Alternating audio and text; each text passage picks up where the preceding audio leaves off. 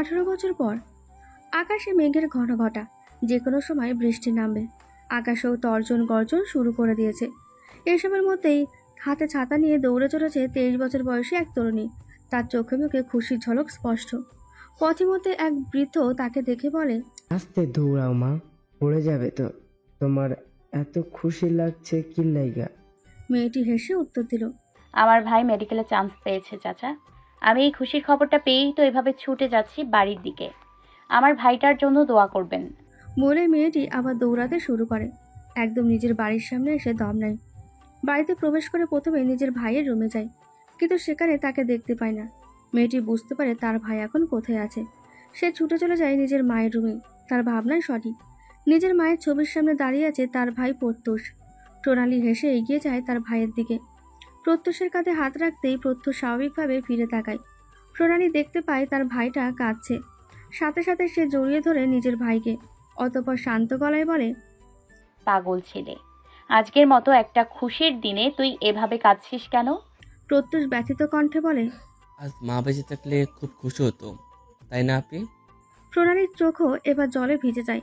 সে তাকায় তাদের মা প্রভার ছবির দিকে। আজ 18 বছর হয়ে গেছে প্রভার মৃত্যুর। মাকে ছাড়া 18 বছর পার করে দিল তারা দুজনে। প্রণালী তো তবুও মায়ের ভালোবাসাটুকু পেয়েছিল। মায়ের মুখটাও মনে পড়ে অল্প স্বল্প। কিন্তু তার হতভাগ্য ভাইটার তো সেই সৌভাগ্যও নেই। মাত্র 2 মাস বয়সেই মাকে হারিয়েছে সে। কিন্তু মায়ের প্রতি ভালোবাসার বিন্দু মাত্র কমতি নেই। তাই তো মায়ের প্রফেশনটাকেই বেছে নিল সে। প্রণালী প্রত্যুষকে জড়িয়ে ধরে। তার মাথায় হাত বুলিয়ে শান্ত স্বরে বলে, মা যেখানেই থাকুক না কেন, তোর এই সাফল্যে অনেক খুশি হয়েছে ভাই। জয় জয় জ্বালিয়ে ভাই বোনের এই সুন্দর মুহূর্তগুলো দেখছিল রায়ান। তার চোখেও জল এসে গেছে। আজ 18 বছর হয়ে গেল তার প্রিয়তমা স্ত্রীকে হারিয়ে ফেলেছে। তারপর থেকে 2 ছেলে মেয়েকে ঘিরে তার জীবন। রায়ানের মতো এখনো অনেক পরিবর্তন এসেছে। বয়স 60 ছুঁই ছুঁই। চুলদাড়িতে পাক ধরতে শুরু করেছে। চোখে মোটা ফ্রেমে চশমা। একজন ছাপোষা বাঙালি পিতার মতোই তার অবস্থা। প্রত্যুষের নজর যায় তার বাবার দিকে। সে বলে, বাবা, তুমি এখানে দাঁড়িয়ে আছো কেন? ভেতরে আসো। প্রণালীও তাকায় নিজের বাবার দিকে। রায়ান ভেতরে এসে প্রত্যুষকে অভিনন্দন জানিয়ে বলে, আমি অনেক খুশি হয়েছি প্রত্যুষ। আমি আশা করি তুমিও তোমার মায়ের মতো অনেক ভালো ডাক্তার হতে পারবে। আর কিছু না বলে তিনি চলে যান। প্রণালী প্রত্যুষকে বলে, ভাই তুই কি খেতে চাস বল, আমি তোকে আজ সেটাই রান্না করে খাওয়াবো। প্রত্যুষ সামান্য হাসার চেষ্টা করে বলে, তোর যা ভালো লাগে তাই কর, আমি সেটাই খাবো। নিজের রুমে বসে ভার্সিটির কিছু অ্যাসাইনমেন্ট করছিল প্রণালী। বর্তমানে সে একটি স্বনামধন্য প্রাইভেট ভার্সিটি ল নিয়ে পড়ছে। এখন তার ফাইনাল ইয়ার চলছে। আর মাত্র কিছুদিন, তারপরে নিজের স্বপ্নকে ছুঁতে পারবে সে। এইসব ভেবেই প্রণালী খুশি হচ্ছিল। এমন সময় হঠাৎ করে রায়ান তার রুমের বাইরে থেকে দরজায় নক করে বলল, আসতে পারি? প্রণালী রায়ানের হঠাৎ এমন আগমনে চমকে গেল। রায়ানকে এখানে একদমই আশা করেনি সে। কারণ 5 বছর আগে থেকে তাদের মধ্যে কিছু দ্বন্দ্ব চলছে, যার জন্য রায়ান প্রণালীর সাথে ঠিক করে কথা পর্যন্ত বলে না। প্রণালী তবুও স্বাভাবিক কণ্ঠে বলে, জি আসো। রায়ান রুমের ভেতরে এসে নিজের মেয়েকে বলে, কি করছো? কিছু অ্যাসাইনমেন্ট করছিলাম, কিছু বলবে? রায়ান কিছুটা হতাশ কণ্ঠে বলে, তুমি তো জানোই প্রণালী, আমি কি বলতে চাই। তোমাদের 2 ভাই বোনকে নিয়ে আমার যে কত চিন্তা হয় তুমি বোঝো না। প্রভাকে হারানোর পর এখন তোমরাই আমার সব। আমি চাই না তোমাদের কোনো বিপদ হোক। তোমাদের সুরক্ষিত রাখার জন্য তো আমি রাজনীতি ছেড়ে দিলাম। নিজের শহর চট্টগ্রাম ছেড়ে ঢাকায় আসলাম। এসব কিছু কেন করেছি আমি? যাতে তোমাদের উপর কোনো বিপদের আঁচ না পড়ে। অথচ তুমি সেই বিপদকে আমন্ত্রণ জানাতে চাইছো। তুমি কেন বোঝো না প্রণালী, তোমার জন্য আমার কতটা চিন্তা হয়। প্রণালী রায়ানের সব কথা শোনে, কিন্তু কোনো প্রতিক্রিয়া জানায় না। সে জানে তার বাবার ভয়টা কোথায়। প্রভার মৃত্যুর পর রায়ানের মধ্যে আপনজনকে হারানোর ভয় জেগে বসে। এই জন্য নিজের ছেলে মেয়ের নিরাপত্তার কথা ভেবে সে রাজনীতি ছেড়ে দেয়। চট্টগ্রাম থেকে ঢাকায় এসে বিজনেস শুরু করে। সবসময় চেষ্টা করেছে 2 ভাই বোনকে সুখী রাখার। এমনকি দ্বিতীয়বার বিয়ের কথাও ভাবেনি। প্রণালীর সাথেও রায়ানের সম্পর্ক ভালো ছিল। আসলে প্রত্যুষ ভীষণ চাপা স্বভাবে এবং খুব কম কথা বলে। সারাক্ষণ পড়ার মাঝে থাকে। প্রচণ্ড ইন্ট্রোভার্ট হওয়ার পরিবারের লোকের সাথেও তার কিছুটা মানসিক দ্বন্দ্ব আছে। সেখানে প্রণালী একদম বিপরীত। চঞ্চল, প্রাণবন্ত এবং ভীষণ আনন্দময় একটি মেয়ে। যেখানে থাকে সেই জায়গায় মাতিয়ে রাখে। সাথে ভীষণ প্রতিবাদীও সে। স্বাধীনচেতা মনোভাব নিয়েই বড় হয়েছে। প্রণালী ছোটবেলা থেকে ইচ্ছে সে একজন বড় উকিল হবে। আর রায়ানের ঠিক এটাই পছন্দ হয়নি। কারণ এই পেশায় অনেক ঝুঁকি রয়েছে এবং রায়ান চায় না তার সন্তানদের জীবনে নতুন করে কোনো সমস্যা আসুক। ঠিক এই কারণে যখন 5 বছর আগে প্রণালী ল নিয়ে পড়ার সিদ্ধান্ত নেয়, তখন থেকে বাবার সাথে তার একটা মানসিক দূরত্ব তৈরি হয়। তারপর থেকে রায়ান আর মেয়ের সাথে ঠিক করে কথা বলে না। আজ অনেকদিন পর তিনি নিজের মেয়ের সাথে নিজে থেকে কথা বলতে এসেছেন। প্রণালীও তাই নিজের বাবাকে রাগিয়ে দিতে চায় না, কিন্তু নিজের প্যাশনও সে ছাড়তে পারবে না। তাই প্রণালী এই বিষয়ে কথা বলতে চাইছিল না। সে প্রসঙ্গ বদলে বলে, বাবা, প্রত্যুষের এত বড় সাকসেসের কোনো সেলিব্রেশন হবে না? টপিক বদলানোর চেষ্টা করো না প্রণালী। প্রণালী বুঝতে পারে না এবার সে কি বলবে, তাই চুপ করে বসে থাকে। রায়ান বলতে থাকে, আমি বুঝতে পারছি তুমি আমার কথা শুনবে না, নিজের জেদেই তুমি অটল থাকবে। তাই আমিও আর তোমাকে কিছু বলবো না, যা ইচ্ছে করো। তোমার মাকে তো অনেক আগেই হারিয়েছো, এবার আমাকে হারালেই ষোলকলা পূর্ণ হবে। বাবা, এসব কেমন কথা বলছো তুমি? রায়ান আর কিছু না বলে প্রণালীর রুম থেকে বেরিয়ে যায়। এদিকে প্রণালীর মন একদম খারাপ হয়ে যায়, তাই সে উদাস মনে ব্যালকনিতে গিয়ে দাঁড়ায়। সাথে করে সে নিজের ফোনটাও নিয়ে এসেছিল। সে ব্যালকনিতে গিয়ে দাঁড়ানোর কিছুক্ষণ পরেই তার ফোন বেজে ওঠে। ফোনের দিকে তাকাতেই প্রণালীর মুখে হাসি ফুটে ওঠে। নাম্বারটা প্রিয়তম দিয়ে সেভ করা। ফোনটা রিসিভ করতে বিপরীত দিক থেকে কেউ বলে ওঠে, নিশ্চয়ই এখন তোমার মন খারাপ। তুমি কি করে বুঝলে? তোমার কাছে কি কোনো সুপার পাওয়ার আছে শান্ত? সব সময় আমার মন খারাপের খবর তোমার কাছে কিভাবে পৌঁছে যায়? এটাকে টেলিপ্যাথি বলে প্রণালী। যাদের মধ্যে ভালোবাসা বেশি থাকে তাদের মাঝে এটা বেশি কাজ করে। প্রণালী খুব খুশি হয় শান্তর কথা শুনে। শান্ত আর প্রণালীর মধ্যে প্রণয়ের সম্পর্ক, তাদের প্রেম কাহিনীটাও কিন্তু বেশ রোমাঞ্চকর ছিল। শান্ত ছিল প্রত্যুষের হোম টিউটর। সেখান থেকে প্রণালীর সাথে তার পরিচয়। শান্তর অসাধারণ ব্যক্তিত্ব প্রণালীকে মুগ্ধ করে এবং সে শান্তর প্রেমে পড়ে যায়। শান্তকে যখন সে নিজের মনের কথা ব্যক্ত করে, তখন তো শান্ত কিছুতেই রাজি হয় না, কারণ সে একটা মধ্যবিত্ত পরিবারের ছেলে আর প্রণালীরা এত বড় লোক। কিন্তু প্রণালী শান্তকে ঠিকই রাজি করিয়ে নেয়। এরপর থেকে 2 বছর ধরে তারা রিলেশনে আছে।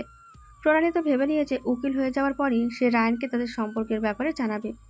আর রায়ানের কাছেও এসব ধনী গরিবের কোনো পার্থক্য নেই, তাই রায়ানও খুশি খুশি সব মেনে নেবে।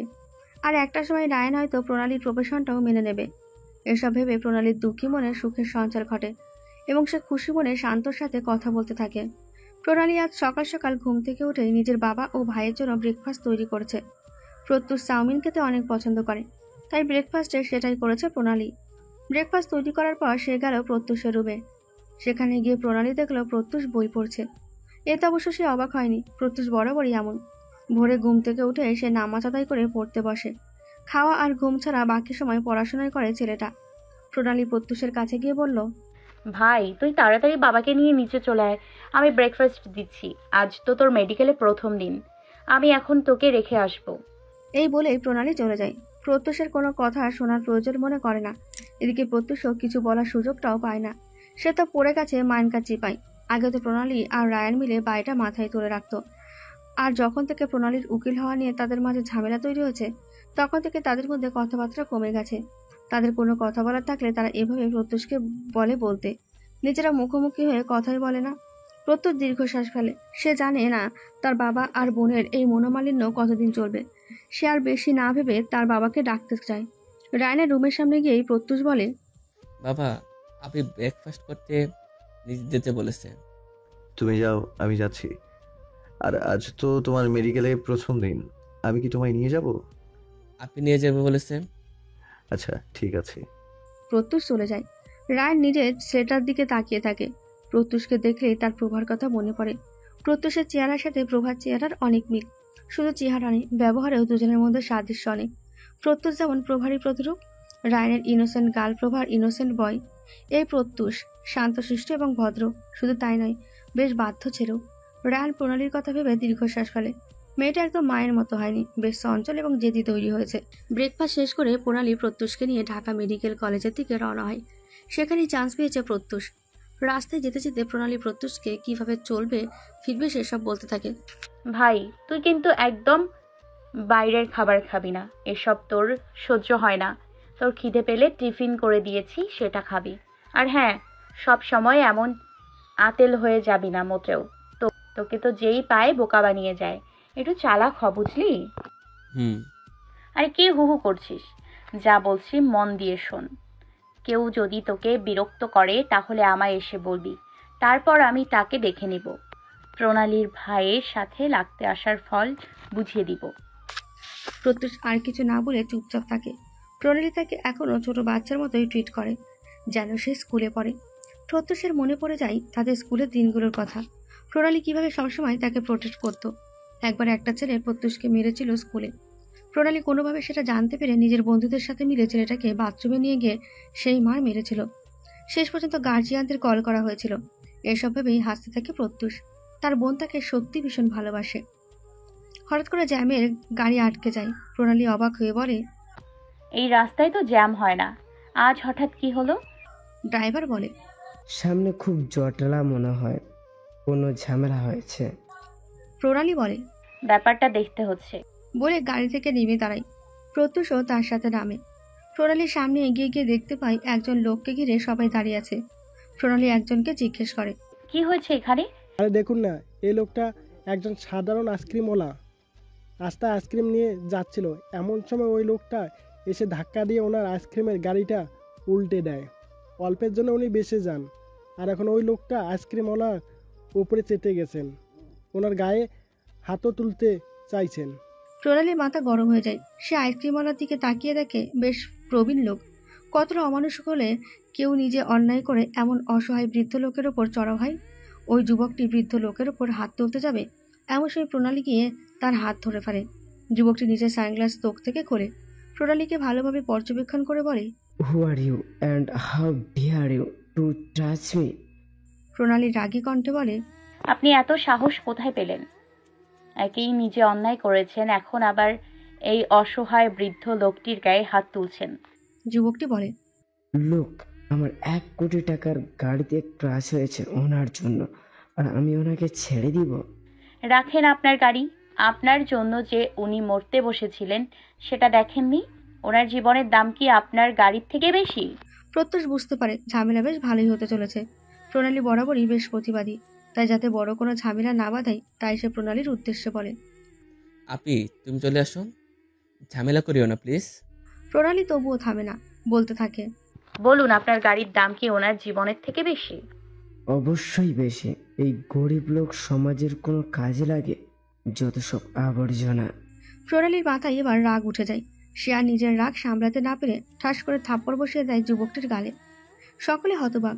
প্রত্যুষ মাথায় হাত দিয়ে বিড়বিড় করে বলে, এই ভয়টাই পাচ্ছিলাম, আপনি যেখানে যাবে সেখানেই কোনো না কোনো ঝামেলা করবে। যুবকটি ক্রোধান্বিত হয়ে বলে, তোমার এত বড় সাহস, তুমি আমার গায়ে হাত তুললে? সমুদ্র চৌধুরীর গায়ে? এর পরিণাম তোমায় ভোগ করতে হবে। I will see you. বলে সমুদ্র নিজের গাড়িতে উঠল। তার মাথায় আগুন জ্বলছে। তার মা বাবাও কোনোদিন তার গায়ে হাত তোলেনি, আর আজ কিনা এতগুলো মানুষের সামনে একটা মেয়ে তার গায়ে হাত তুলল। সমুদ্র গাড়ি থেকে একটা মদের বোতল এনে সেই মদগুলো ছুঁড়ে মারল প্রণালীর মুখে। মদের বৃষ্টির গন্ধে প্রণালীর বমি পেয়ে গেল। সমুদ্র বলল, আমি মেয়েদের গায়ে হাত তুলি না জন্য তুমি বেঁচে গেলা, তবে এত সহজে তোমায় ছেড়ে দেব ভেবো না।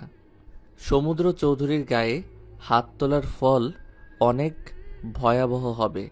এই বলে সে গাড়িতে উঠে চলে গেল। প্রণালী রাস্তার মাঝে দাঁড়িয়েছিল। প্রত্যুষ দৌড়ে এসে টিস্যু এগিয়ে দিল প্রণালীর দিকে, বলল। মুছে নাও। প্রণালী রেগে তাকিয়ে রইল সমুদ্রে যাওয়ার দিকে, আর বলতে লাগলো, স্পয়েল কিড কোথাকার। প্রত্যুষ বলল, আমি তোমাকে বলেছিলাম ঝামেলা না করতে, দেখলে তো কি হলো। বাবা এসব জানলে খুব রেগে যাবে। বাবাকে কিছু বলতে হবে না, তুই গাড়িতে উঠে পড়, দেরি হয়ে যাচ্ছে। এসব স্পয়েল কিডকে নিয়ে বেশি ভাবতে হবে না। এই বলে সে নিজের ব্যাগ থেকে 5,000 টাকা বের করে আইসক্রিমওয়ালাকে দিয়ে বলে, এই নিন আপনার ক্ষতিপূরণ, এটা দিয়ে নতুন গাড়ি কিনে নিন। প্রত্যুষকে মেডিকেল কলেজের সামনে নামিয়ে দিয়ে প্রণালী শান্তর সাথে দেখা করতে রমনায় এলো। সকালে ঘটনাটা ভেবে এখনো তার মাথায় আগুন জ্বলছে। শান্ত প্রণালীর মুখ দেখে বুঝতে পারলো সে রেগে আছে, তাই তো জিজ্ঞেস করলো, কি হয়েছে তোমার, এত রাগ করছো কেন?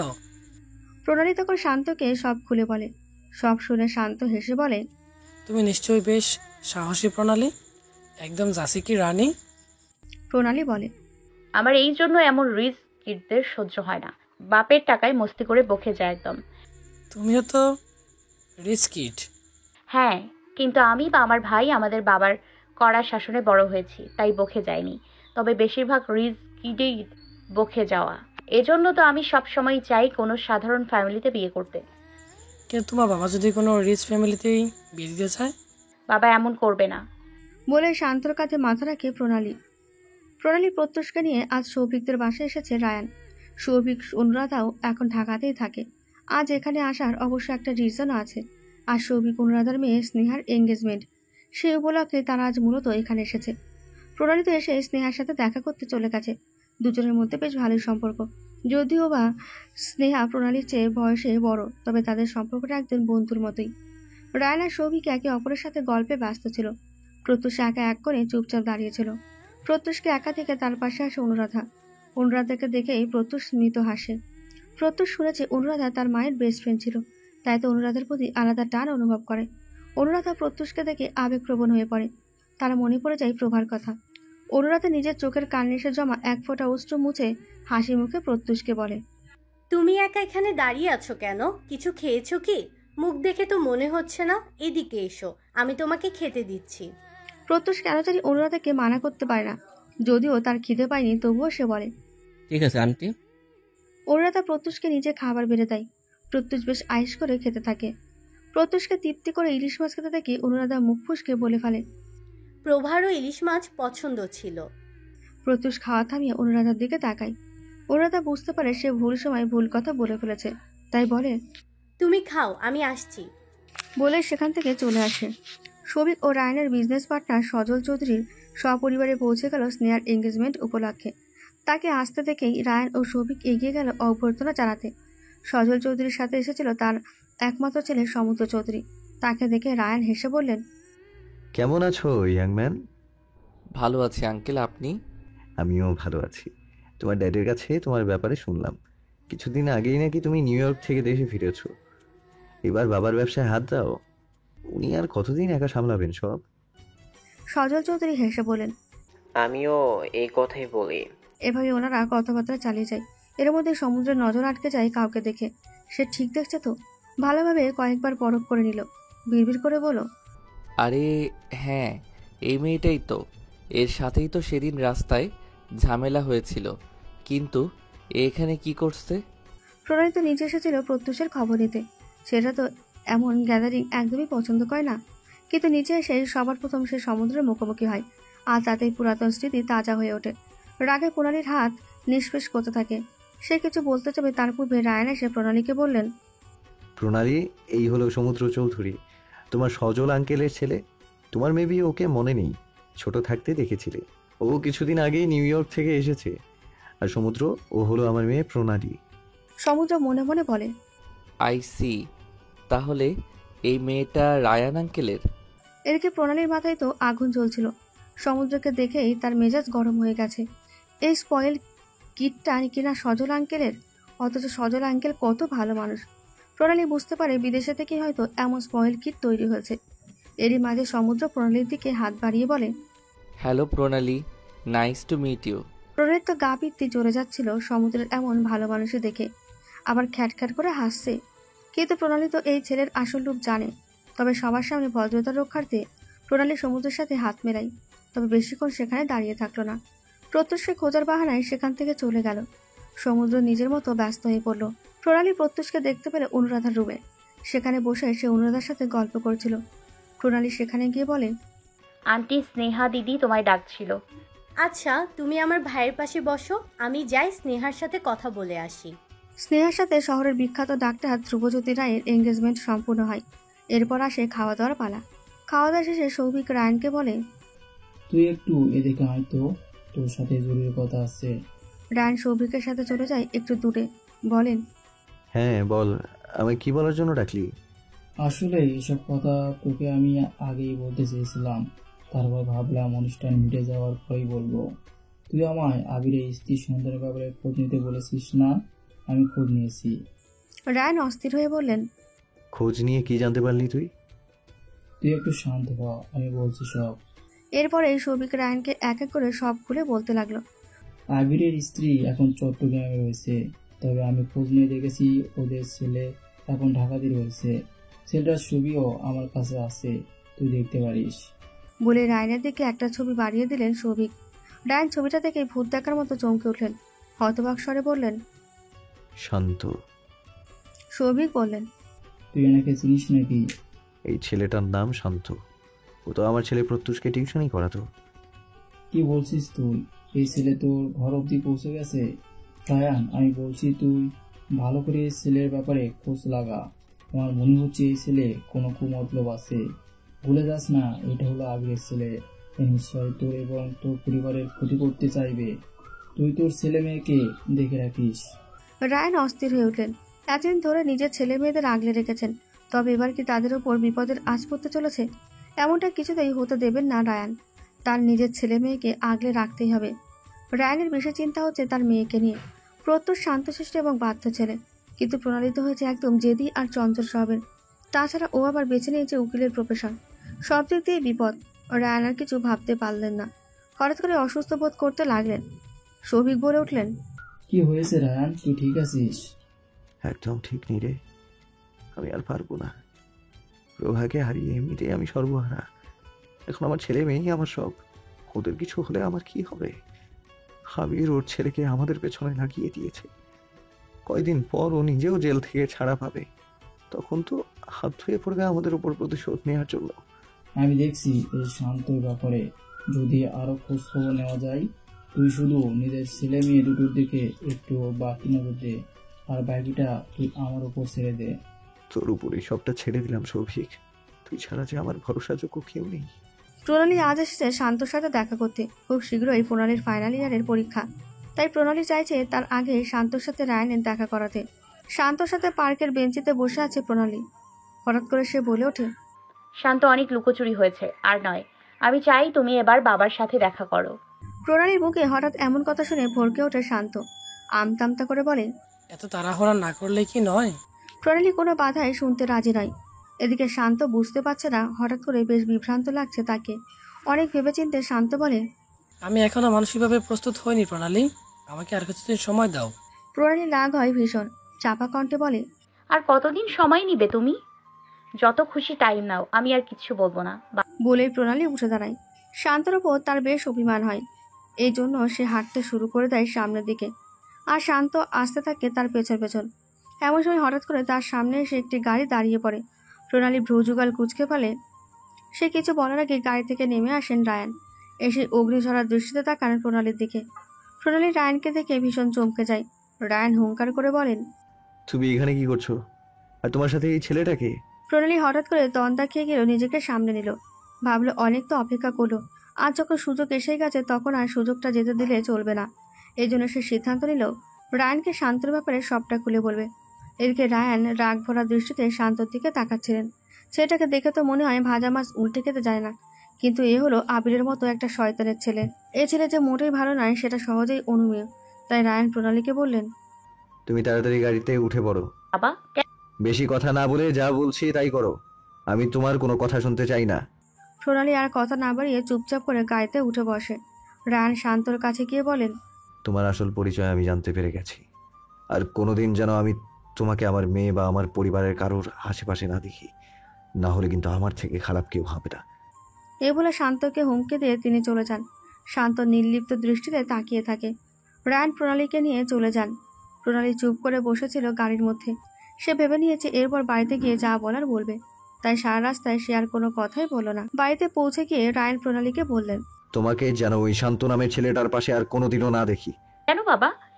আমি কোনো কথা শুনতে চাই না। আমি যা একবার বলেছি সেটাই আমার শেষ কথা। আমার পক্ষে তোমার কথা শোনা সম্ভব নয় বাবা, কারণ আমি শান্তকে ভালোবাসি। প্রণালী। প্রণালী একটুও দমে না গিয়ে বলতে থাকে, তুমি এমন করছো কেন বাবা? কাউকে ভালোবাসা কি অন্যায়? রায়ান উত্তেজিত হয়ে যান, বলেন, কাউকে ভালোবাসা অন্যায় না, কিন্তু শান্তর মতো ছেলেকে ভালোবাসা অন্যায়। কেন অন্যায় বাবা? শান্ত মধ্যবিত্ত বলে ওর সাথে আমাদের স্ট্যান্ডার্ড মেলে না জন্য তোমার থেকে আমি এটা আশা করিনি। ছোট থেকে তো তুমি আমাকে শিখিয়েছো মানুষের মধ্যে ধর্ম, বর্ণ, শ্রেণী এসব নিয়ে বৈষম্য না করার জন্য। তুমিই তো শিখিয়েছো সবার উপরে মানুষ সত্য, তাহার উপরে নাই। তাহলে আজ কেন তুমি আমাকে বলছো শান্তর থেকে দূরে থাকতে? তাহলে সবই কি ছিল তোমার লোক দেখানো কথা? প্রণালী, তোমাকে এখন আমি এত কিছু বলতে পারবো না। তুমি শুধু এটাই জেনে রেখো, ওই ছেলের পাশে যেন তোমায় আর না দেখি, না হলে কিন্তু আমার থেকে খারাপ কেউ হবে না। প্রণালী তবু অদম্য জেদ দেখিয়ে বলে, আমি 100 বার শান্তর সাথে গিয়ে দেখা করব, দেখি তুমি কিভাবে আটকাও। রায়ান রেগে গিয়ে প্রথমবারের মতো প্রণালীর গায়ে হাত তুলতে চান, যদিও তিনি থেমে যান। তবুও প্রণালীর খুব আঘাত পায় এই ঘটনায়, কারণ রায়ান জন্মের পর থেকে আজ অবধি কখনো তার গায়ে হাত তুলতে চায়নি। এমনকি তার উকিল হওয়া নিয়ে এত বাকবিতণ্ডা হলেও কখনো এমন পরিস্থিতি আসেনি। অথচ আজ প্রণালী এটা সহ্য করতে পারল না, অশ্রুসিক্ত চোখে দৌড়ে চলে গেল। রায়ান অসহায় সুরে বলল, আমার চিন্তাটা যদি তুমি বুঝতে তাহলে এমন করতে না মা। আমি যা করছি তোমার ভালোর জন্যই করছি।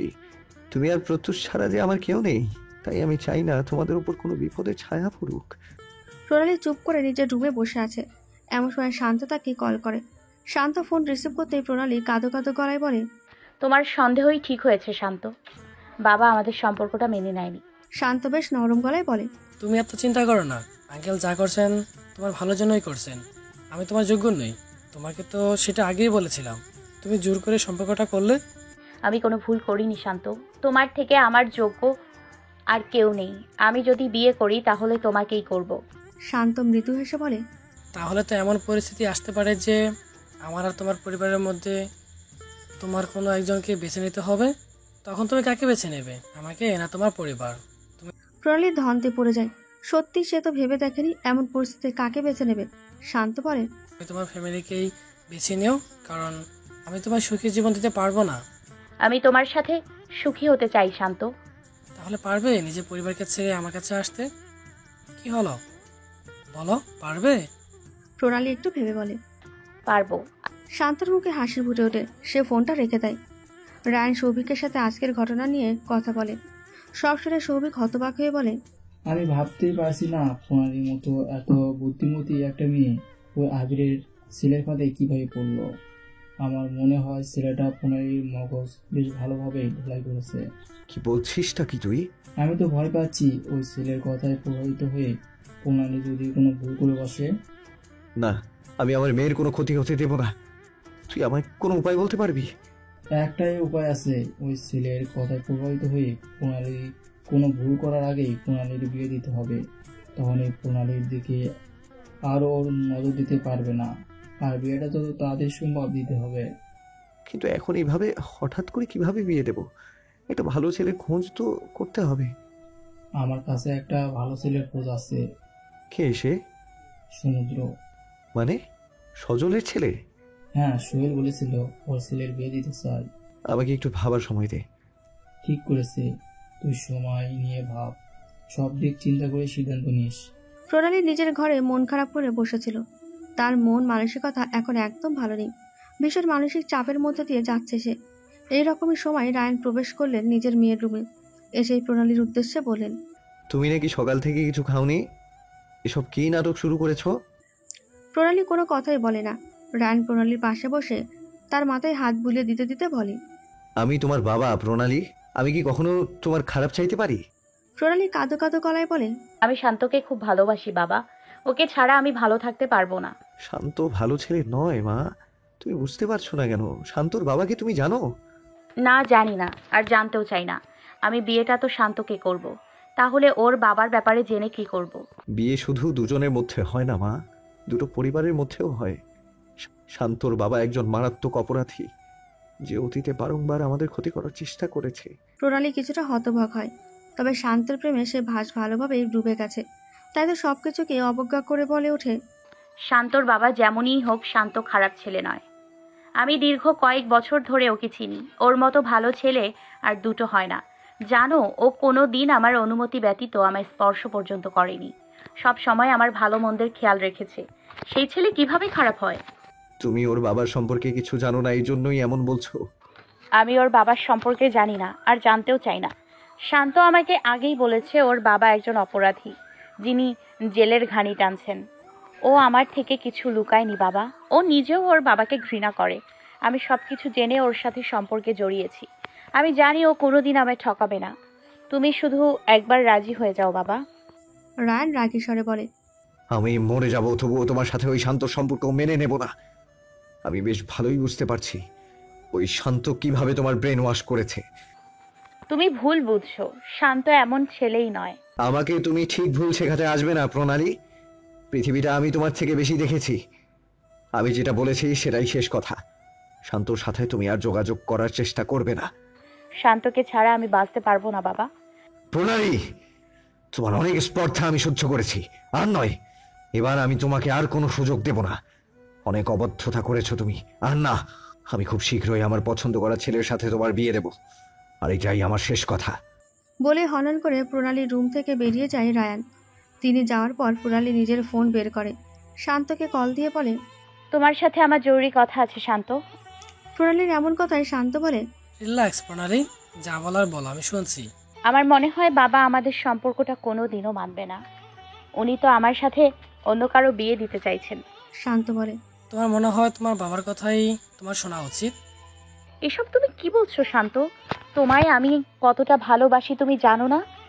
আমি জানি প্রণালী, কিন্তু তোমার বাবাকে দুঃখ দিয়ে কিছু একটা করো, এটা আমি চাই না। তাই আমার মনে হয় তুমি ওনার কথা শুনলে ভালো করবে। শান্ত, বাবা তোমাকে ভুল বুঝছে। তোমার বাবার অপরাধের কারণে তোমাকেও খারাপ ভাবছে। এই ধারণা তো ঠিক নয়, তাই না?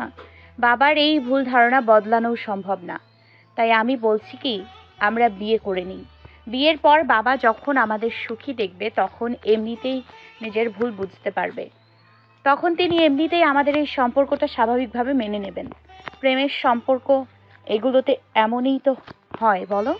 শান্ত কিছুক্ষণ ভাবার পর বলে, তুমি আরো ভালো করে ভেবে দেখো প্রণালী। আমি চাই না তুমি কোনো ভুল কাজ সিদ্ধান্ত নিয়ে আজীবন পস্তাও। আমি কোনো ভুল করছি না শান্ত। আমি ঠান্ডা মাথায় ভেবে চিন্তে সব সিদ্ধান্ত নিয়েছি। তুমি রাজি থাকলে খুব শীঘ্রই আমি তোমার হাত ধরে বেরিয়ে যেতে রাজি আছি। ঠিক আছে, তুমি যা চাইছো তাই হবে। তুমি মানসিকভাবে তৈরি হয়ে নাও, কারণ নিজের পরিবারকে ছেড়ে আসা কিন্তু সহজ নয়। আমি জানি কাজটা সহজ হবে না, কিন্তু কিছু পেতে হলে যে কিছু খোয়াতে হয় শান্ত। আমি জানি আজ আমি তোমাকে বেছে নিলে এক সময় নিজের পরিবারকেও মানাতে পারবো, কিন্তু আজ যদি আমি নিজের পরিবারের কথাই তোমাকে ছেড়ে দেই তাহলে আর কখনো তোমায় ফিরে পাবো না। আচ্ছা, আমি রাখছি। বলে শান্ত ফোনটা রেখে দেয়। সজল চৌধুরীর মুখোমুখি বসে আছেন রায়ান ও সৌভিক। সৌভিককে মূলত প্রণালীর জেদের কথা শুনে রায়ানকে এখানে নিয়ে এসেছেন। এদিকে সজল চৌধুরীও দ্রুত নিজের ছেলের বিয়েটা দিতে চাইছেন। রায়ান চায়ের কাপে চুমুক দিয়ে বললেন, শুনলাম আপনি নাকি নিজের ছেলের বিয়ে দিতে চাইছেন। সজল চৌধুরী বলেন, হ্যাঁ, আসলে আমার ছেলেটা ভীষণ বিগড়ে গেছে, যেটা আমি বুঝতে পারছি। এর পিছনে ওর মা মনে হয় আমার স্ত্রী সানিয়ার হাত রয়েছে।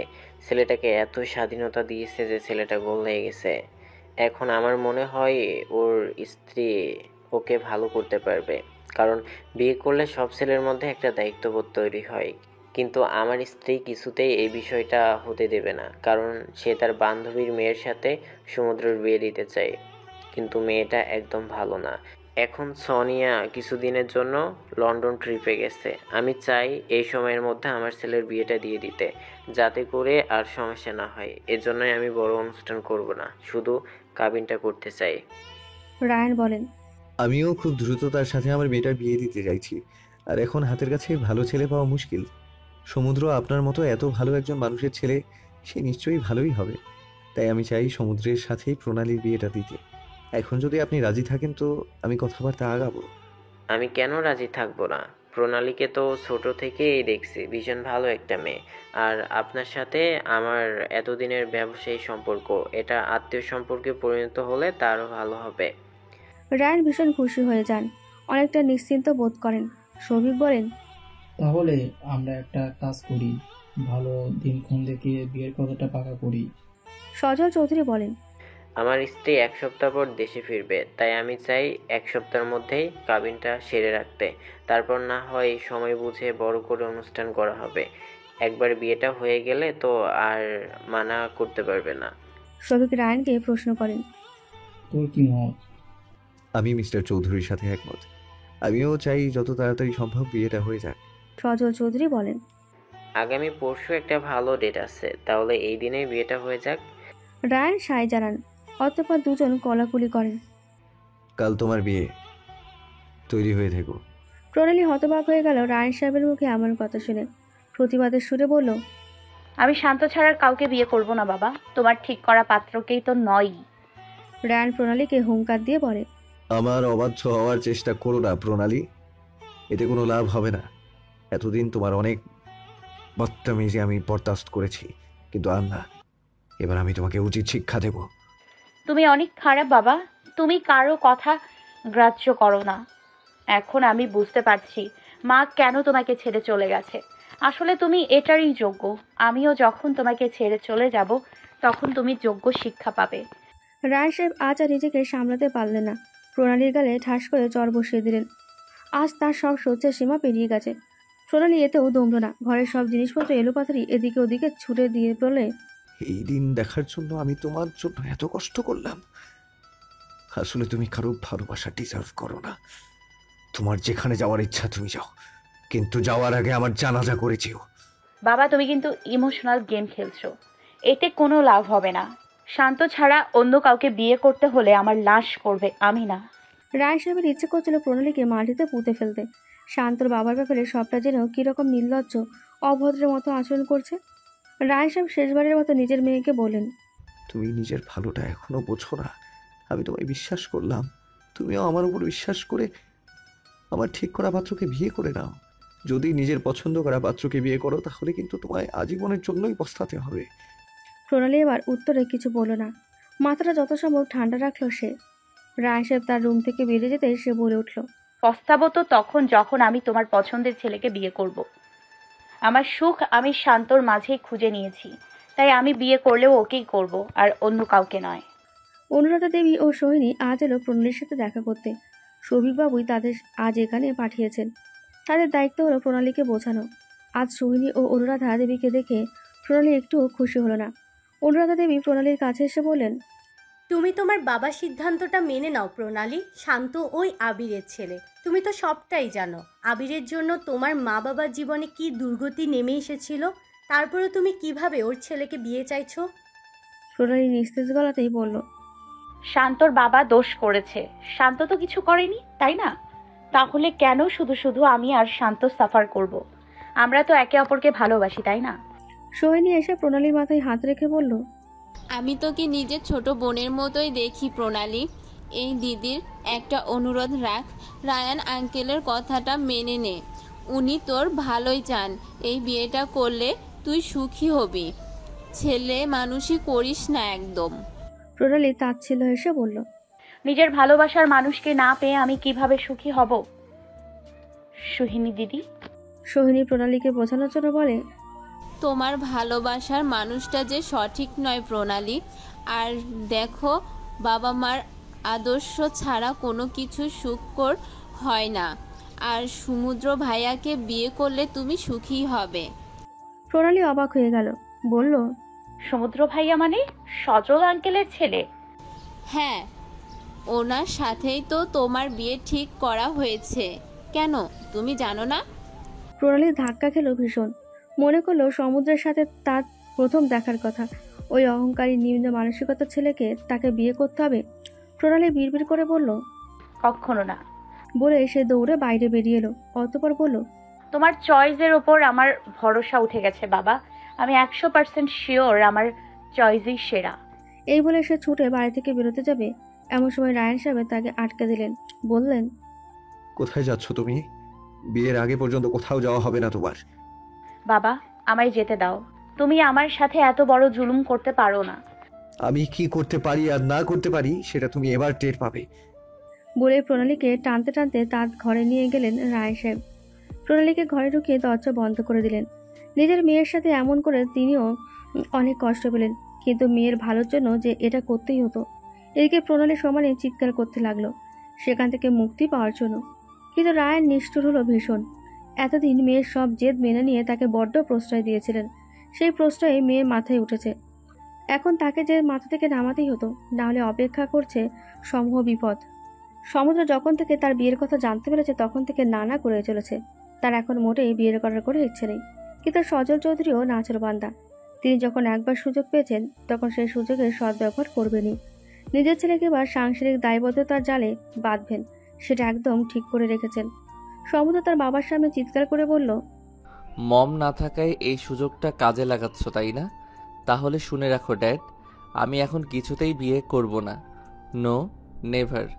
সজল চৌধুরী বললেন, এসব কথাই কাজ হবে না। আমি মিস্টার রায়হানকে কথা দিয়েছি যে ওনার মেয়ে প্রণালীকেই আমার ঘরের বউ করে আনবো, তাই এই কথা আমি রাখবই। সমুদ্র একটু স্থির হলো, বলল, প্রণালী? হ্যাঁ, সেদিন পার্টিতে যে মেয়েটাকে দেখলে তুমি, ওই মেয়েটা কিন্তু দারুণ ফর্সা, লম্বা, সুন্দর, মুখশ্রী, তোমার সাথে দারুণ মানাবে। হঠাৎ করে সমুদ্র 360 ডিগ্রি ঘুরে গিয়ে বলে, আমি বিয়েতে রাজি, তুমি দ্রুত সব অ্যারেঞ্জমেন্ট করো। তোমার সম্মতি হলো তাহলে? মেয়েটাকে তাহলে মনে ধরেছে? সমুদ্র মুচকি হাসলো, মনে মনে বলল, ওই মেয়েটা সেদিন আমাকে অনেক অপমান করেছিল, আমার গায়ে হাত অবধি তুলেছিল। এবার আমি তার সব কিছুই সুদে আসলে উসুল করব। একবার আসুক আমার বউ হয়ে, তারপর আমি ওকে মজা দেখাবো। প্রণালী কাঁদতে কাঁদতে নিজের চোখের জল শুকিয়ে ফেলেছে, আর কাঁদতেও পারছে না বেচারি মেয়েটা। নিজের ভালোবাসার মানুষের সাথে চিরবিচ্ছেদ আর ঘৃণিত ব্যক্তিকে নিজের স্বামী হিসেবে বরণ করে নেওয়া ভীষণ জঘন্য এসব অনুভূতি। প্রণালী দেখতে লাগলো সিলিং ফ্যানের দিকে, চোখের জল মুছে বলল, শান্তকেই যদি না পাই তাহলে আমি আর বেঁচে কি করব? এর থেকে ভালো আমি নিজেকেই শেষ করে দেই।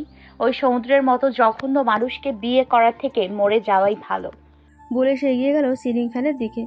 উদ্দেশ্য নিজেকে শেষ করে দেওয়া, এই সকল কষ্ট থেকে মুক্তি পাওয়া। নিজের ভালোবাসার মানুষকে না পাওয়ার বেদনা নিয়ে বেঁচে থাকার চেয়ে তার কাছে যেন মৃত্যুই শ্রেয় মনে হলো। অনুভূতির মায়ের জালে বদ্ধ হলো। প্রেম তাকে কাঁদিয়েছে, প্রেমের বিরহ তাকে ভাঙে গুড়িয়ে দিয়েছে। তাই তেমন আত্মবিধ্বংসের সিদ্ধান্ত নিল রায়ন সাহেবের জেদি চঞ্চল মেয়েটা। প্রণালী নিজের কোনো বড় ক্ষতি করতে যাবে তার আগেই প্রত্যুষ তার ঘরের দরজা খুলে দিল। প্রণালীর উদ্দেশ্যে বলল, আপু তুমি এটা কি করছো? প্রণালী প্রত্যুষের দিকে তাকায়। প্রত্যুষ এগিয়ে এসে বলে, আমি জানি তুমি শান্ত ভাইকে ভালোবাসো এবং তাকেই বিয়ে করতে চাও, তাই তো আমি তোমাদের এক করার জন্যই এখানে এসেছি। এখন বাড়িতে কেউ নেই, বাইরে গেছে, এই সুযোগ তুমি পালিয়ে যাও, নিজের জীবনটা নিজের মতো গুছিয়ে নাও। প্রণালী খুশিতে আপ্লুত হয়ে যায়। তার বাবা তাকে না বুঝলেও তার ভাই তাকে বুঝেছে। প্রণালী এগিয়ে এসে প্রত্যুষের গালে কয়েকটা চুমু খায়। ভাইয়ের মাথায় হাত বুলাতে বুলাতে বলে, তোকে ধন্যবাদ ভাই, তুই আমাকে বুঝলি। বাবা যে কোনো সময় চলে আসবে, আপনি তুই যা তাড়াতাড়ি। প্রণালী মাথা নাড়ায়। যাওয়ার জন্য পা বাড়ানোর সাথে সাথেই প্রত্যুষ প্রণালীর হাতে তার ফোন তুলে দিয়ে বলল, বাবা তো তোমার ফোন নিজের কাছে রেখে দিয়েছে, তাই তুমি আমার ফোনটা নিজের সাথে করে নিয়ে যাও আপনি। এর মাধ্যমে শান্ত ভাইয়ের যোগাযোগ করো। প্রণালীর আবারও নিজের ভাইকে কৃতজ্ঞতা জানিয়ে বিদায় দেয়। এখন তার গন্তব্য শান্ত। শান্তর সাথে নতুন করে সে সব শুরু করবে। একসময় রায়ন সাহেবও সব মেনে নেবে, এটাই তার বিশ্বাস। প্রণালী শান্তর সাথে ফোনে কথা বলেছে। শান্ত প্রণালীকে বলেছে কাজী অফিসের সামনে এসে বসে থাকতে। প্রণালীও তাই কাজী অফিসের দিকে পা বাড়িয়েছে। কাজী অফিসের সামনে এসে শান্তকে ফোন দিল প্রণালী, কিন্তু শান্ত ফোনটা রিসিভ করলো না। প্রণালী বারবার ফোন করতে লাগলো। একসময় শান্ত ফোনটা রিসিভ করে বলে, আমি কিছু কারণে ঢাকার বাইরে আছি, তুমি কমলাপুর রেল স্টেশনে এসে অপেক্ষা করো, আমি যথাসময়ে পৌঁছে যাব। আমি তাই করব। বলে প্রণালী ফোনটা রেখে দেয় আর অপেক্ষা করতে থাকে শান্তের জন্য। তবে তার অপেক্ষার প্রহরের কোনো শেষ হয় না। রায়ন সাহেব বাড়িতে ফিরে প্রণালীকে তার রুমে না দেখে ভরকে যান। প্রত্যুষকে ডেকে জিজ্ঞাসাবাদ করতে থাকেন, কিন্তু প্রত্যুষ মুখে কুড়ু পেটে বসে থাকে। রায়ন সাহেব অধৈর্য হয়ে বলেন, তুমি বুঝতে পারছো না নিজের বোনকে কি বিপদের দিকে ঠেলে দিয়েছো? ভালো চাইলে এখনই আমাকে সব সত্য বলে দাও, না হলে নিজের বোনের দুর্ভাগ্যের দায়িত্ব তোমাকে সারা জীবন বয়ে বেড়াতে হবে। প্রত্যুষ তবুও তখন চুপ থাকে। তখন রায়ন সাহেব শান্তর বাবা রায়নের ব্যাপারে রায়ন সাহেবকে সব খুলে বলেন। সব শুনে প্রত্যুষ বুঝতে পারে সে কত বড় ভুল করে ফেলেছে, তাই রায়ন সাহেবকে সব খুলে বলেন। সাথে এও বলেন প্রণালী তার ফোনটা সাথে নিয়ে গেছে। এই শুনে রায়ন বলে, তুমি অনেক বড় ভুল করেছো। আশা করি তোমার বোনের বড় কোনো ক্ষতি হয়ে যাবার আগেই আমরা ওকে পেয়ে যাব। যাই হোক, আমি সৌভিকের সাথে কথা বলি, ও এখন নম্বর ট্রেস করে প্রণালীর লোকেশন বের করবে। রায়ন সাহেব অনেকক্ষণ অপেক্ষা করলেন। শফিক বাবুর ফোনে তার ধ্যান ভাঙে। ফোনটা রিসিভ করতে শফিক বাবু বলেন, প্রণালী লোকেশন কমলাপুর স্টেশনে দেখাচ্ছে। ধন্যবাদ তোকে। এই বলে রায়ন প্রত্যুষকে সাথে নিয়ে বেরিয়ে পড়ে। দুজনে কমলাপুর রেল স্টেশনে পৌঁছে যায়, কিন্তু সেখানে তন্ন তন্ন করে খুঁজেও প্রণালীকে পাওয়া যায় না। এদিকে লোকেশনও এটাই দেখাচ্ছে। এর মধ্যে হঠাৎ প্রত্যুষ রেল স্টেশনে নিজের ফোনটা কুড়িয়ে পায়। রায়ন সাহেবকে এই ব্যাপারে বলতেই তার যা বোঝা হয়ে গেছে। রায়ন সাহেব বিমর্ষ হয়ে বলে ওঠেন, মেয়েটাকে বুঝি আর বাঁচাতে পারলাম না। এক অসহায় পিতার কণ্ঠে এমন কথা শুনে প্রত্যুষ ভীষণ কষ্ট পেল। তার নিজেরও ভীষণ অনুশোচনা হতে লাগলো। বারবার মনে হলো তার জন্য আজ এত কিছু হয়ে যাচ্ছে। সে নিজের বাবাকে সান্ত্বনা দেওয়ার ভাষা খুঁজে পেল না। প্রণালীর চোখ খুলতে সে নিজেকে আবিষ্কার করলো একটা অন্ধকার ঘরে। বিছানায় শুয়েছিল সে। দ্রুত আড়মোড়া ভেঙে উঠে বসে, তারপর শান্তর নাম নিয়ে ডাকতে থাকে। কিছুক্ষণ পর একটা মেয়ে বধূ বেশে প্রণালীর রুমে প্রবেশ করলো এবং লাইট জ্বালিয়ে দিল। প্রণালী তাকে দেখে অবাক হয়ে পড়ল। তুমি কে আর শান্ত কোথায়? মেয়েটি বাঁকা হেসে বলল, আমি লারা, আমি হলাম শান্তর হবু বউ। প্রণালী বড়সড় ধাক্কা খায়, হতবাক স্বরে বলে, শান্তর হবু বউ মানে? শান্ত আর আমি একে অপরকে ভালোবাসি, তাহলে তুমি কিভাবে শান্তর বউ হতে পারো? তখনই শান্ত সেই রুমে প্রবেশ করে বলে, ভালোবাসা মাই ফুড, তুমি ভাবলে কি করে আমি তোমাকে ভালোবাসি? প্রণালী অবিশ্বাস্য কণ্ঠে বলল, শান্ত, তুমি কি বলছো? আর এই মেয়েটাই বা কি বলছে? ওর সাথে তোমার বিয়ে মানে? শান্ত বাঁকা হেসে বলে, সব কিছু মানে তুমি এবার বুঝতে পারবে। লারা ডার্লিং, তুমি আমার পাশে আসো। লারা শান্তর সামনে আসতেই তার কপালে চুমু খায়, গভীর আলিঙ্গন করে। প্রণালীর বুকে বাঁ পাশে তীব্র ব্যথা হতে থাকে। এই দৃশ্য দেখে সে চিৎকার করে বলে ওঠে, এসব তুমি কি করছো শান্ত? তুমি তো আমায় ভালোবাসো, তাহলে এই মেয়েটার এত ঘনিষ্ঠ কেন হচ্ছ? শান্ত প্রণালীর সামনে লারাকে লিপ কিস করে। প্রণালী এসব আর সহ্য করতে না পেরে চোখ বন্ধ করে নেয়। দুকরা কাঁদতে থাকে। প্রণালীকে এভাবে কাঁদতে দেখে শান্ত পৈশাচিক আনন্দ লাভ করে। পৈশাচিক হেসে বলে, কাঁদো কাঁদো, আরও কাঁদো। তুমি যত কাঁদবে আমি ততই পরে তৃপ্তি পাবো। শুধুমাত্র তোমার বাবা মায়ের জন্য আমি আমার বাবা মাকে পাইনি কখনো। আমার বাবাকে এখনও জেলে থাকতে হচ্ছে, আর তার তুলনায় এটা তো কিছুই না। প্রণালী কাঁদতে কাঁদতে বলে, তাহলে বাবাই ঠিক বলেছিল, তুমি প্রতিশোধ নেয়ার জন্যই। হ্যাঁ, তুমি বুঝতে একটু দেরি করে দিলে, বোকা মেয়ে। প্রণালী এই ধাক্কা সামলাতে পারে না। তার মধ্যে কয়েকজন মেয়ে ভেতরে চলে আসে। শান্ত তাদেরকে বলে, ওকে নিয়ে বাইরে চলো তোমরা, ও আমার বিয়ে নিজের চোখের সামনে দেখো। প্রণালী বারবার বলতে থাকে, প্লিজ শান্ত, তুমি এমন করো না, আমাকে এভাবে ঠকিও না তুমি। এত কষ্ট আমি মেনে নিতে পারবো না। শান্তর মন একটুও গলে না। মেয়েগুলো শান্তর নির্দেশ মতো কাজ করতে থাকে। প্রণালীকে নিয়ে বাইরে আসে। বাইরে একজন কাজে এসেছে। শান্ত প্রণালীর সামনেই লারার হাত ধরে কাজের সামনে বসে পড়ে। কাজে বিয়ে পড়ানো শুরু করে। প্রণালী ছলছল নয়নে এসব দেখতে থাকে। একসময় কাজী লারাকে কবুল বলতে বললেই সে কবুল বলে দেয়। এরপর তিনি শান্তকে কবুল বলতে বললে শান্ত চুপ থাকে। প্রণালীর মধ্যে আশার সঞ্চার ঘটে। সে শান্তকে বলে, আমি জানি তুমি আমাকে ছাড়া অন্য কাউকে নিজের স্ত্রী হিসেবে মানতে পারবে না শান্ত। এক্ষুনি এই মেয়েটাকে ছেড়ে দাও, আমাকে বিয়ে। অট্ট হাসিতে ফেটে পড়ে শান্ত। হাসতে হাসতে বলে, এটা শোনার জন্যই আমি নিশ্চুপ ছিলাম। তুমি ভাবছো যে আমি তোমায় ভালোবাসি? সব ছিল ড্রামা। এখনো বুঝনি গবেট? প্রণালী কোনো প্রতিক্রিয়া দেখানোর আগে শান্ত কবুল বলে দেয়। প্রণালী নিজের চোখের সামনেই তার ভালোবাসার মানুষটাকে চিরতরে হারিয়ে ফেলে। ঠকে যায় বাজেভাবে। তার প্রেমিক এখন আর তার নেই। সে এখন অন্য কারো স্বামী।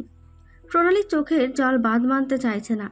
এর মধ্যে শান্ত বিদঘুটে হাসি দিয়ে বলে, সবকিছু তো লাইভে দেখে নিলে, এখন কি আমাদের বাসরটাও লাইভে দেখে নেবে? প্রণালী নিঃসুপ। ভালোবাসা এখন ঘৃণায় পরিণত যেন। প্রণালী হাততালি দেয়। শান্তকে বলে, তুমি আজ বুঝতে পারবে না শান্ত, তুমি কি হারালে। নারীর ভালোবাসা যতটা তীব্র, ঘৃণা তার দ্বিগুণ। এখন থেকে আমি শুধু তোমায় ঘৃণা করি, ভালোবাসা বিন্দু মাত্র অবশিষ্ট নেই। বলে সে এগিয়ে চলে। শান্ত বলে, এখনই চলে যাবে? আমাদের লাইভ বাসর দেখবে না? প্রণালী এগিয়ে এসে শান্তকে ঠাস ঠাস করে থাপ্পড় মেরে চলে যায়। লারা এগিয়ে এসে বলে, তুমি ওকে কিছু বললে না কেন শান্ত? আরে ওর কথা বাদ দাও, ও এখন একটা লেস কাটা, কিছু করতে পারবে না। রায় সাহেব প্রত্যুষকে নিয়ে বাড়িতে ফিরেছেন। এসে সোফায় গা এলিয়ে দিয়েছেন। বড্ড ক্লান্ত তিনি। নিজের মেয়ের চিন্তায় চিন্তায় একদম শেষ হয়ে যাচ্ছেন। তার সামনে অপরাধী মুখ করে দাঁড়িয়ে আছে প্রত্যুষ। আজ প্রত্যুষের নিজেকে নিজের কাছে অপরাধী মনে হচ্ছে। তার বারবার এটাই মনে হচ্ছে তার জন্যই সবটা হলো। রায় সাহেব নিজের ছেলের দিকে তাকিয়েই তার মনোভাব বুঝলেন, কিন্তু কিছু বললেন না এ বিষয়ে। বরঞ্চ বললেন, প্রত্যুষ, তুমি একটু তোমার সৌভিক আঙ্কেলকে ফোন করো। ওকে বলে দাও যে আমরা প্রণালীকে খুঁজে পাইনি। সৌভিক যেন সজল চৌধুরীকে সব কথা বলে দেয়। তার সামনে দাঁড়ানোর মুখ নেই আমার। প্রত্যুষ ফোন বের করে কল করতে যাবে, ঠিক এমন সময় বিধ্বস্ত প্রণালী পা রাখে বাড়ির মধ্যে। অস্পষ্ট স্বরে ডেকে ওঠে, বাবা। রায় সাহেব প্রত্যুষ দুজনেই অবাক হয় প্রণালীকে দেখে, সাথে ভীষণ খুশিও হয়। রায় সাহেব উঠে গিয়ে নিজের মেয়ের কাছে যান, প্রণালীকে জড়িয়ে ধরে বলেন, তুমি ঠিক আছো তো মা? প্রণালী বলে ওঠে, তোমার পছন্দ করা ছেলেকে আমি বিয়ে করব বাবা। প্রত্যুষ রায় সাহেব দুজনেই অবাক। রায় সাহেব এবার ভালো করে নিজের মেয়েকে পর্যবেক্ষণ করেন। ফোলা ফোলা দুটি চোখ দেখে বুঝতে পাচ্ছেন কেঁদে কেটে মেয়েটার অবস্থা খারাপ। তিনি আর কিছু বলার মতো অবস্থায় ছিলেন না তখন। মেয়ের অবস্থা দেখে আর তারও ভীষণ কান্না পাচ্ছিল। প্রত্যুষ বাবা মেয়ের এমন অবস্থা দেখে এগিয়ে এলো, প্রণালীকে বলল, আপনি তুমি ঠিক আছো তো? তোমাকে এমন কেন লাগছে?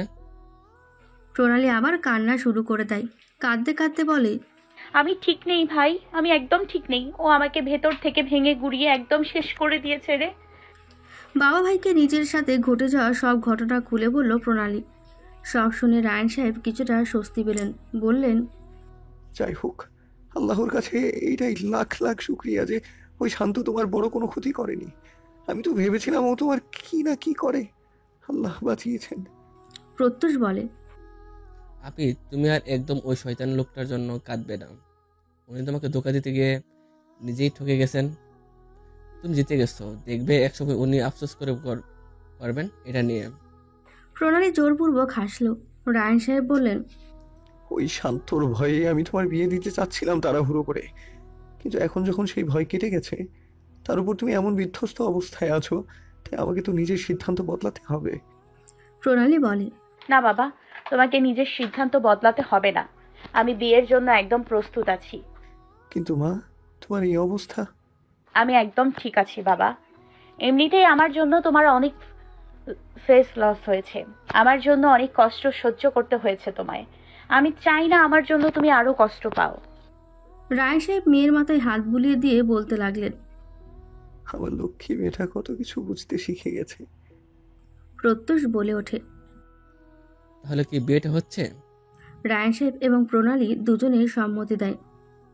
সজল চৌধুরী রাজকীয়ভাবে তৈরি হয়েছেন। তিনি নিজের ছেলেকেও তিনি রাজকীয়ভাবেই তৈরি হওয়ার নির্দেশ দিয়েছেন। সজল চৌধুরীর পরদাদা ছিলেন একজন বিখ্যাত জমিদার। তাদের বংশের বেশ ভালোই গৌরব। পুরান ঢাকার বনেদি পরিবার বলে কথা, তাই তো তিনি চান তার ছেলের বিয়েটাই সেভাবে হোক। কিন্তু সময় স্বল্পতার জন্য সেটা সম্ভব না। তবে তিনি ঠিক করে রেখেছেন, আপাতত কাবিনটা হবার পর তিনি বেশ ধুমধাম করে ছেলের বিয়ে দেবেন। সজল চৌধুরী এই বিষয়টা যথাসম্ভব গোপন রাখার চেষ্টা করেছেন, যাতে তার স্ত্রীর কাছে খবর না যায়। এই জন্য স্ত্রীর বাড়ির কোনো আত্মীয়স্বজনকেও বলেনি। শুধু নিজের কাছের কিছু বন্ধু বান্ধব আর নিজের একমাত্র বোন সাইমাকে বলেছেন। সাইমা চৌধুরী সজল চৌধুরীর খুব আপন। সাইমা চৌধুরী নিজের ভাইয়ের এই সিদ্ধান্তে তার পাশেই আছে, কারণ তিনি নিজেও চেনেন তার ভাবিকে। তাই তিনি চান তার ভাবির অনুপস্থিতিতে বিয়েটা ভালোই ভালোই মিটে যাক। সমুদ্র তৈরি হতে একটু বেশি সময় নিচ্ছিল, তাই সজল চৌধুরী বিরক্ত হয়ে তার দরজায় গিয়ে নক করতে থাকেন এবং বলেন, আর কত সময় লাগবে তোমার? সবই তো অপেক্ষা করছে। সজল চৌধুরী নক করার কিছুক্ষণ পরে সমুদ্র চৌধুরী বেরিয়ে আসে।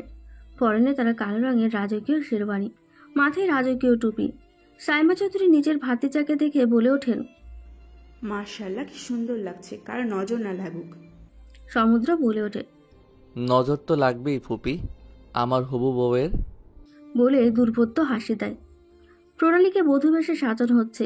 পায়ে গোলাপি কালারের বেনারসি শাড়ি, সাবেকি সোনার গহনা সহ মডার্ন হীরার গহনা এবং প্রসাধনী দিয়ে একদম পরীর মতো সাজানো হয়েছে মেয়েটাকে। অনুপমা দেবী, তার বড় মেয়ে স্নেহা এবং ছোট মেয়ে সোহিনী সেখানে উপস্থিত ছিল। অনুপমা দেবী নিজের বড় মেয়ে স্নেহাকে বলেন, দেখো তো অনেক সুন্দর লাগছে না প্রণালীকে? স্নেহা সায় জানায়। সোহিনীও বলছে, অনেক সুন্দর লাগছে। সমুদ্র ভাইয়া তো দেখে একদম পাগল হয়ে যাবে। সমুদ্রের নামটা শুনে কেমন জানি অদ্ভুত অনুভূত হতে লাগলো প্রণালী। লোকটার কথা মনে পড়ে গেল। লোকটার সাথে প্রথম সাক্ষাৎ ছিল বিভৎস রকমের। লোকটাকে একদম তার ভালো মনে হয় না। তবে একবার নিজের সিদ্ধান্তের জন্য তাকে পস্তাতে হয়েছে। শান্তকে তো কত ভালো ভেবেছিল, অথচ সেই শান্তই কত সুন্দর অভিনয় করে গেল আর দিন শেষে তাকে বাজেভাবে ঠকালো। তাই প্রণালীর কাছে মনে হলো, সে যখন 2 বছরের একটা মানুষকে চিনতে পারল না, তখন তার একবারের দেখায় কিভাবে চিনবে। তার বাবা নিশ্চয়ই তার খারাপ চায় না। সব দিক ভেবেচিন্তে হয়তো সমুদ্রকে চয়েস করেছে। হয়তো সে মনের দিক থেকে এতটাও খারাপ না যতটা প্রণালী ভাবছে। এমনটা ভেবেই প্রণালী আর এই সম্পর্কটাকে মেনে নিতে কোনো অমত জানাচ্ছে না। এমনিতেও সে যা হারানোর হারিয়েই ফেলেছে। বেঁচে থাকার ইচ্ছাটাও তার মধ্যে তেমন নেই, না তো ভালো থাকার ইচ্ছা। শান্ত নামক পুরুষটা একদম তাকে ভেতর থেকে শুকিয়ে গুড়িয়ে দিয়েছে। এর থেকে সুন্দর প্রতিশোধ বুঝি আর ছিলই না। প্রণালীর ভাবনার মাঝেই হঠাৎ করে প্রত্যুষ শেষে বলে, বর এসে গেছে, বাবা আপিকে নিয়ে যেতে বলেছে। সোহিনী বলে, হ্যাঁ তুমি যাও, আমি প্রণালীকে নিয়ে যাচ্ছি। মুখোমুখি বসে আছে প্রণালী ও সমুদ্র। কাজী ইতিমধ্যে বিয়ে পড়ানো শুরু করে দিয়েছে। সমুদ্র আর চোখে প্রণালীকে দেখলেও প্রণালীর দৃষ্টি মাটিতে নিবদ্ধ। যা দেখে সমুদ্রের মনে হয় মেয়েটা তাকে ইগনোর করছে, যা তার ইগোতে লাগে। সে মনে মনে বলে, একবার তো বিয়েটা হোক, তারপর এই সব কিছু শোধ তুলব। কাজী সাহেব বলেন, আব্দুল রায়হানের একমাত্র কন্যা রোকাইয়া জান্নাত প্রণালীর সাথে মোহাম্মদ সজল চৌধুরীর একমাত্র ছেলে মোহাম্মদ সমুদ্র চৌধুরীর বিয়ে 10 লাখ টাকা মোহরানা দ্বারা ধার্য করা হইল। এরপর তিনি প্রণালীকে কবুল বলতে বললে সে কিছু সময় নিয়ে কবুল বলে। সমুদ্র অবশ্য বেশি অপেক্ষা না করেই কবুল বলে। অতঃপর মনে মনে বলে, এবার তোমার জীবনটা আমি কিভাবে হেল বানাই দেখো মিস, সরি আমার মিসেস। প্রণালীকে বিদায় দিয়ে কান্নায় ভেঙে পড়েন রায়ন সাহেব। প্রত্যুষটাকে সামলানোর বৃথা চেষ্টা করে, যেখানে তার নিজেরই বোনকে বিদায় দিয়ে একদমই ভালো লাগছিল না। ভীষণ কাঁদছিল সবাই। এদিকে প্রণালী গাড়িতে বসেছিল, তারও ভীষণ কান্না পাচ্ছে, কিন্তু সে কাঁদতে পারছে না। কারণ শান্ত নামক ঠকবাজের কাছে ঠকে যাবার পর সে প্রতিজ্ঞা করেছে জীবনে আর কোনো পরিস্থিতিতেই চোখের জল ফেলবে না। জীবনে যাই ঘটুক সেটাকে আর পাত্তা দেবে না। জীবন তাকে যেখানে ভেসে নিয়ে যাবে সেখানেই যাবে। আর সর্বোপরি জীবনে আর কখনো কারো প্রেমে পড়বে না। কারণ ভালোবাসা শব্দটার ওপর থেকে তার বিশ্বাস চিরতরে উঠে গেছে। এই জন্যই তো এমন একজনকে বিয়ে করেছে যাকে সে ঘৃণা করে। অপ্রিয় হয়েই থাকুক, এমন অপ্রিয় ব্যক্তিরাই বুঝি ভালো। অপ্রিয় ব্যক্তিদের হঠাৎ বদলে যাওয়ার জন্য কাঁদতে হয় না, তাদের ব্যবহারেও কষ্ট পেতে হয় না।